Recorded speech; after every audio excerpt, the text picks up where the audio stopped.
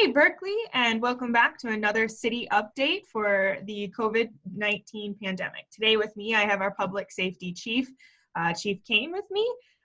Thanks so much. I know you guys are super busy right now with everything going on, but I'm glad that we could chat for a little bit. First, before we even get started, how are you guys doing? How are our officers and their families? Hi, Tori. First of all, thanks for having me. I appreciate it. I know things have been a little hectic around here for the last month or so, so I'm glad we could finally get together so we can give an update from our department. Things are going pretty well. I think it's obviously a stressful time for first responders and actually for everybody because it's just a stressful time. So we're doing pretty well. We do watch the mental health of the officers besides the physical health because we want everybody to be function to the best of their abilities, and if they need help, we're looking to give it to them. But all in all, we're doing pretty well. We've taken a lot of steps to increase the safety of both our officers and the public. So we're definitely a lot more prepared than we were, a couple months ago. As I've been involved in a lot of Homeland Security training, a lot of exercises, and pandemics have come up.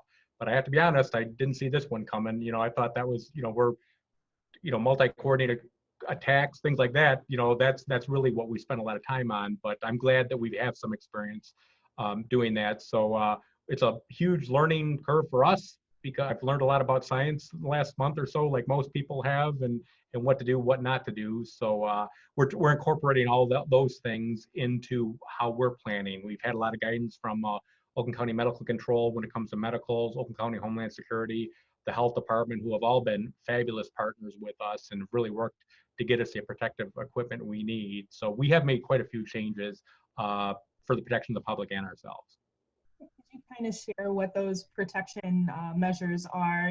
What are you guys doing from an internal perspective as well as externally? Not many residents, hopefully not many residents, at this time have seen it, outside of, you guys just your normal rounds that you make. So maybe can you kind of share what that looks like now? Sure. I'm kind of an old school guy, and my saying is, as corny as it is, we kind of signed up for this. Again, pandemics didn't see it coming, but this is our job. This is what we do. So my biggest fear, and quite honestly, what I lose some sleep over, is one of our officers becoming infected. But really, what really scares me is them taking it home to their families. So we made a bunch of internal changes. We've had a couple officers that have been off for a period of time, and everybody's back, everybody's healthy. So we're in really good shape there. But there's departments around us, and I've got some pretty good friends who are either currently infected or have gotten through it and are back to work. So it's around us quite a bit.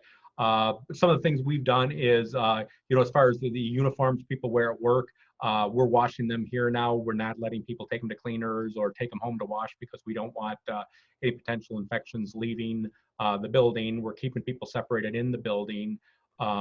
We've changed some of our protocols to where we're actually keeping people apart, keeping people away from the dispatch center, who's different than the people working the street. We've changed how we respond to medicals. In the past, we would typically send 2 available cars to all medicals. And if we need more than that, we will send more, but typically it's 2 cars. Now we have a dedicated medical car, which is actually our fire inspector vehicle. So we have that vehicle on standby. It's got all the medical equipment we need in it. Some of the changes you'll see is the road officers, wear our typical uniform. The medical car operator, they will wear coveralls, and they're gray coveralls. They don't really match, but we're more concerned about functionality than fashion right now. But they will wear that with a mask and goggles, and we do have gowns too if necessary. But that vehicle will respond to any medicals we have, whether they're COVID-19 related or anything, because you just never know.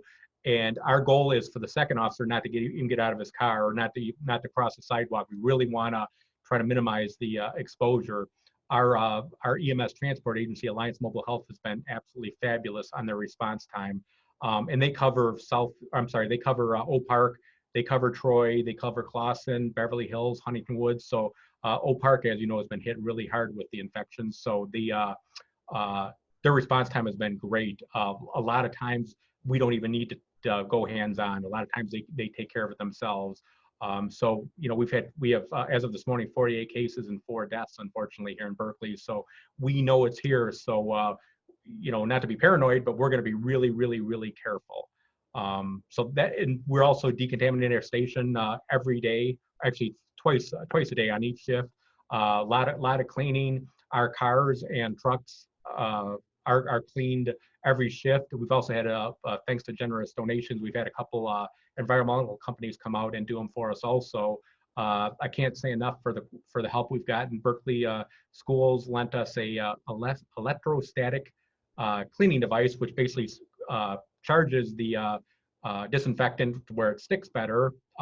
We've gotten a lot of donations of disinfectant wipes, of hand sanitizer, surgical masks. So we're in pretty good shape. As I mentioned, Homeland Security has gotten us a lot of the personal protection equipment we need. We've been able to get some through other channels also. Oakland County Medical Control, they've gotten us a lot of equipment, and so it's really a team effort. I'm so glad, and I've only worked in Oakland County, so I can't speak for other counties, but this county was really well prepared and are working really, really well as a team. Phenomenal here, and it's definitely, I think, heartwarming, especially, you guys do run very lean, and it's great, you're a combined department and still being able to do all that you guys do, and top of supporting our other entities such as our healthcare workers, and even having time to reach out to certain residents when you guys obviously aren't on a run to wish them a happy birthday. So I know that we are very grateful from a staff perspective, but I know our residents are grateful, which is why we obviously wanted to catch up with you guys just to check in.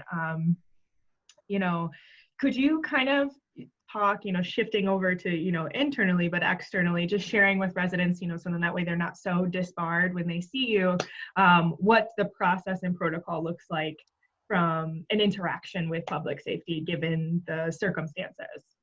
Sure. Well, for everybody's safety, quite honestly, we prefer not to go into any house or any residence, because even though we really do a good job at decontaminating ourselves and our equipment, the less contact, the better. So, don't be offended if we ask you to come out of the house. Matter of fact, on medicals, and this is being done countywide, we ask people, come out to your porch if you can. And a lot of times you can't, and that's no problem. We're not gonna not come in, but we prefer to do most of the talking outside if possible, and that's probably good for everybody. Good advice. We take the same advice as it's been out there, trying to stay 6 feet away, doing the best. I was kind of a germaphobe before it was popular, so I'm sanitizing my hands several times a day, wash my hands several times a day. So we really try to do the same thing the public's asked to do. So that's our biggest thing. I will say, we've changed some of our processes, but we're still doing the job we always do.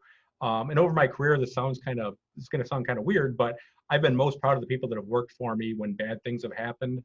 And this is another case where I'm just in awe of the work that our people are doing under really difficult situations. And I kind of like to keep things light, and nothing's changed. We still try to have fun when we can, but don't mistake that. It's a serious job. So we really do take the actual work serious, but we try to have fun doing it. We're very grateful for that. Thank you.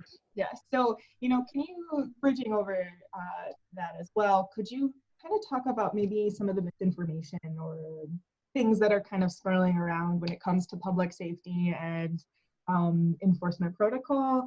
I know that there's been a lot of questions, and from the city side, we try to clarify as much as we can, but anything from a public safety side that you could also share as well?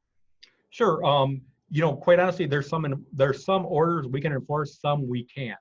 Mm-hmm. And it's kind of ironic, I guess, for lack of a better term, that when you talk about enforcement, all the courts are open for major felonies or for what they have to do, but the state Supreme Court has pretty much shut down most of the courts. So when you talk to enforcement, even if a citation was issued, quite honestly, it's going to sit until the courts are reopened. So our biggest thing is education. We try to educate people.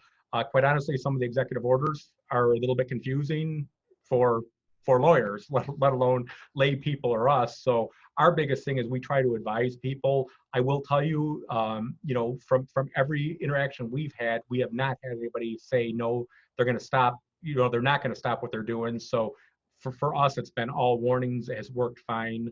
Like I said, some of the orders we can enforce. It's we don't have the authority to, so we do what we can.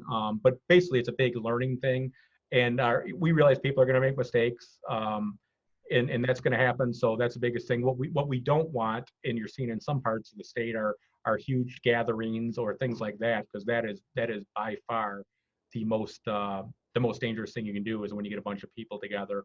All it takes is one person to be infected to spread that to everybody.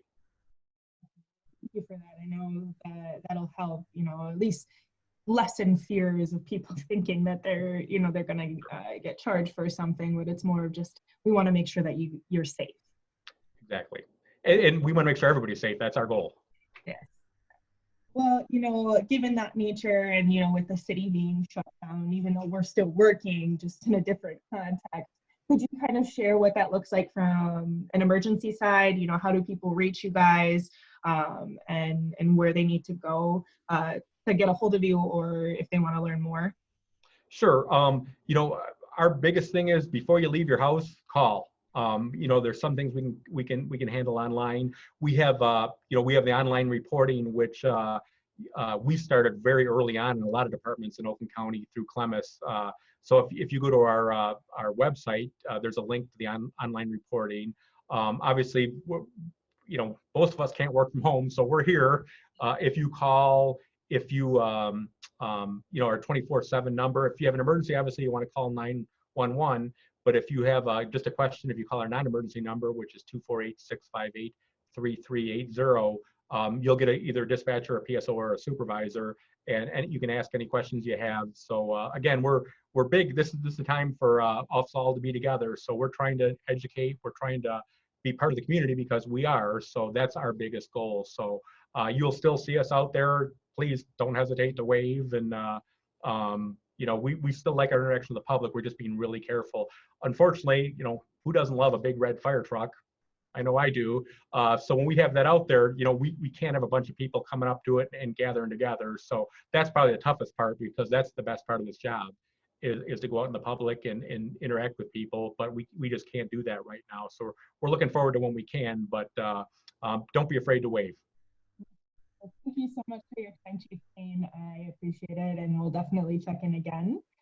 Sure. And if I could, Tori, I'd like to thank, you know, everybody makes a big deal out of us, but, you know, everybody that works in the hospitals, whether regardless of what hospital it is, you don't have to be a doctor or nurse. It's a team effort, just like it's a team effort here. And not only that, everybody that's, you know, we all have to buy groceries to survive, to live. There's a lot of things we have to do. So this isn't about us. This is about the community, in the state in general. So we're all with everybody, and we really thank everybody that, you know, it's really easy to thank us, but we would thank everybody that makes us possible for us to do our jobs.